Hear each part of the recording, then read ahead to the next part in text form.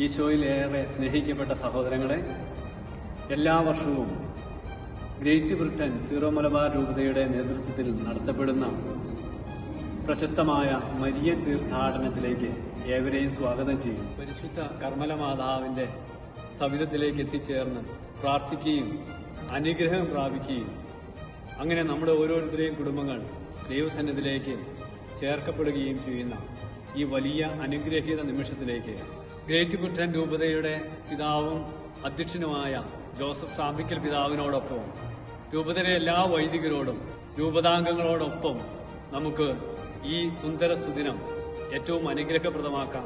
2025 May മാസം 31-ാം തീയതി ശനിയാഴ്ച ഈ തീർത്ഥാടനം അനുഗ്രഹപ്രദമാക്കാം, ഏറ്റവും കൂടുതൽ കൃപയുള്ളതാക്കി മാറ്റാം.